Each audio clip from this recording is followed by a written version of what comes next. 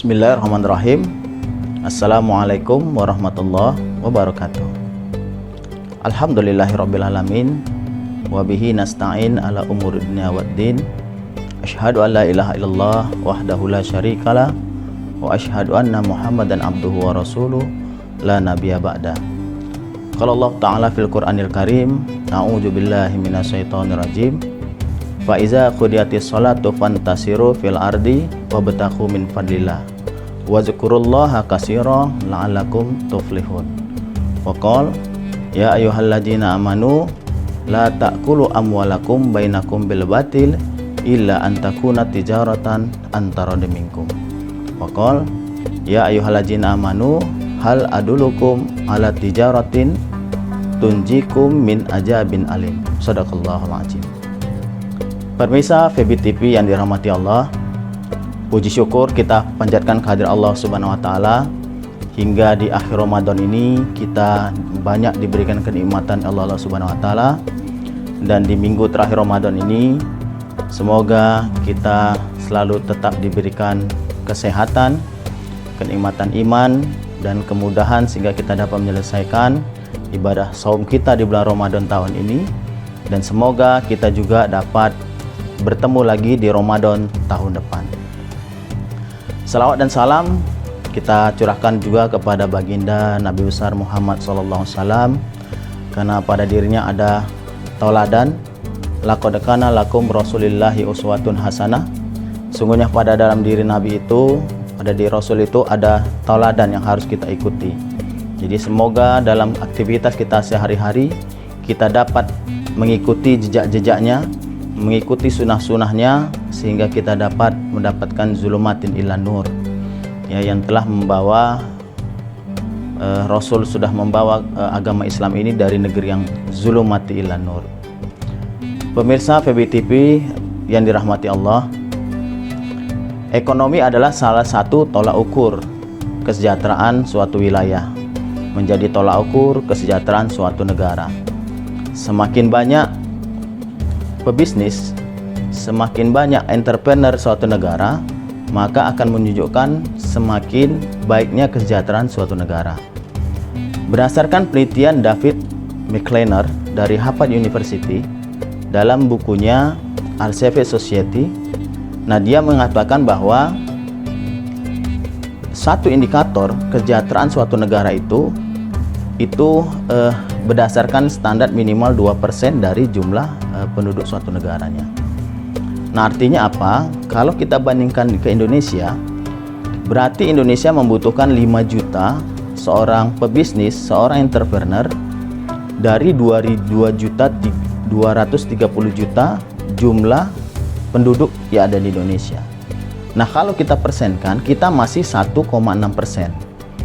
Berarti kondisi kita masih ke arah sejahtera.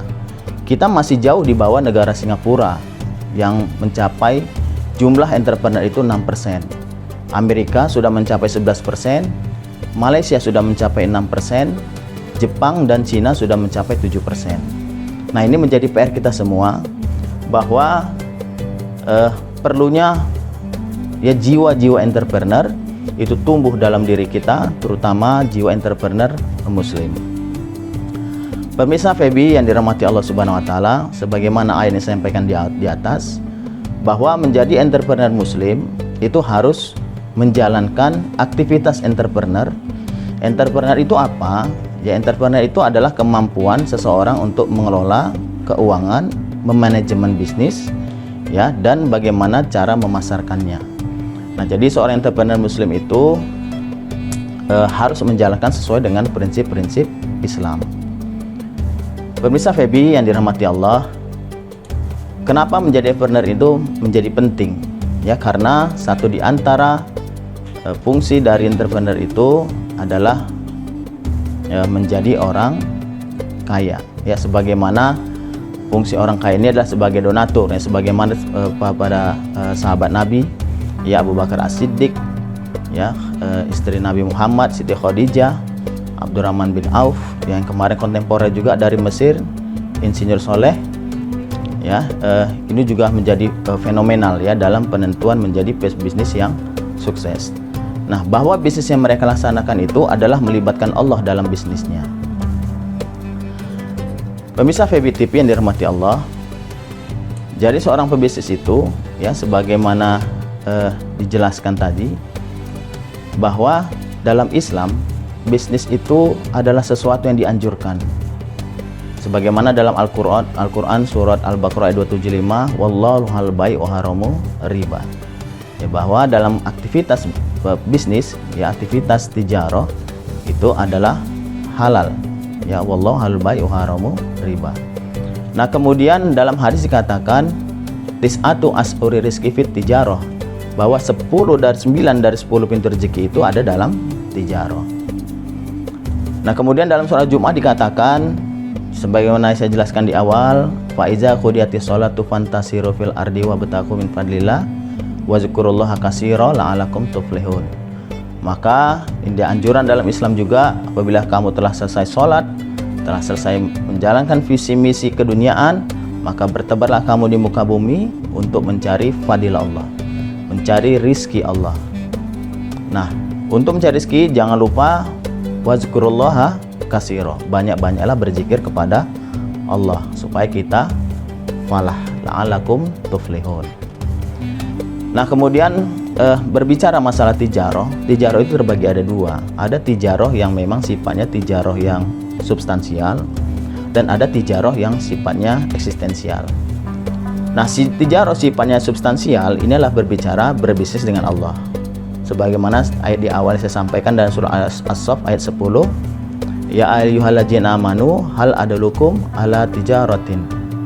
Hai orang beriman, maukah kutunjukkan jalan tijarah? Ya, tijarah kepada Allah itu ya supaya kamu lepas dari ajab.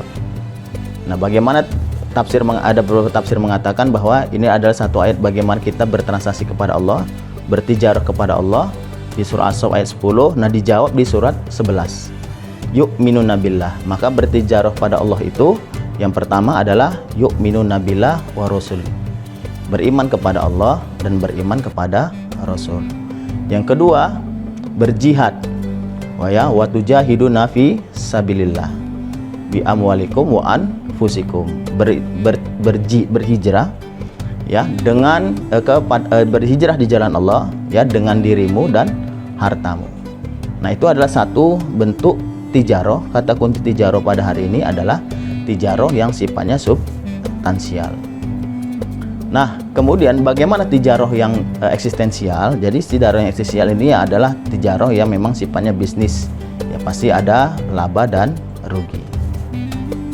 Pemirsa FEBI TV yang dirahmati Allah, dalam menjadi entrepreneur yang menumbuhkan jiwa entrepreneur muslim ada tiga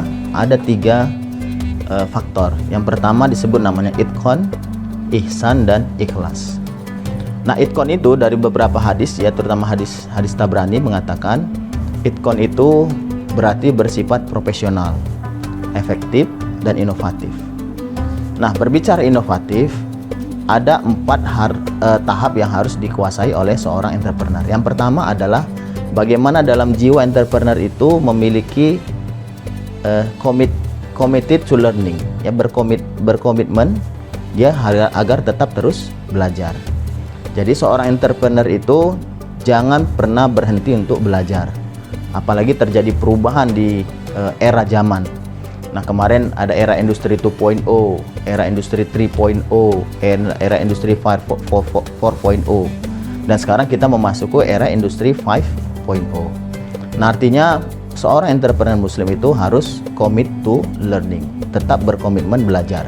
Nah, sebagaimana dalam pepatah mengatakan, belajarlah sampai ke negeri Cina, ya, ataulah tuntut ilmu dari buayan hingga liang lahat. Itulah menunjukkan dalam Islam pentingnya kita untuk tetap berkomitmen belajar. Nah, kemudian yang kedua adalah adaptasi. Ya, adaptasi berarti adaptasi itu seorang entrepreneur muslim itu harus bisa beradaptasi, ya, sebagaimana tadi sampaikan di awal, ya, ada perubahan-perubahan kondisi perekonomian, ya, perubahan-perubahan sistem. Kita harus tetap beradaptasi supaya kita bisa tetap bertahan. Nah, kemudian yang kedua ketiga adalah visionary, ya, memiliki pandangan jauh ke depan. Jadi seorang entrepreneur muslim itu harus memiliki pandangan yang jauh ke depan, ya, memiliki visioner. Nah, tapi dalam Islam itu visionernya adalah tidak hanya kepada kehidupan dunia, tapi visioner juga kepada kehidupan akhirat. Nah, yang keempat itu adalah challenge status quo. Nah, artinya bisa berubah, ya, atau menantang diri untuk keluar dari kebiasaan atau keluar dari zona nyaman. Jadi seorang entrepreneur itu dia harus berani men-challenge dirinya itu, ya, harus mengeluarkan seluruh potensinya, ya, jangan sampai kepada kondisi yang sederhana, yang biasa. Maka kalau dia kondisi yang biasa, maka hasilnya juga akan biasa. Inilah empat, ya, ada empat tadi. Nah, ini yang harus dimiliki seorang entrepreneur muslim dalam memberikan inovasi sebagai bentuk itqan, ya, dalam menumbuhkan jiwa seorang entrepreneur muslim.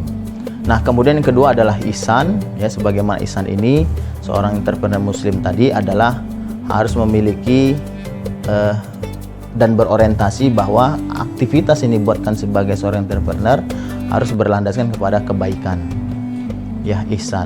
Dan terakhir adalah ikhlas. Jadi ikhlas ini menunjukkan seorang entrepreneur Islam itu dia harus lebih kepada mukhlisina lahuddin, ya, bahwa aktivitasnya itu dia bisa berikhlas, bahwa aktivitasnya itu bersemata-mata untuk agama, untuk din.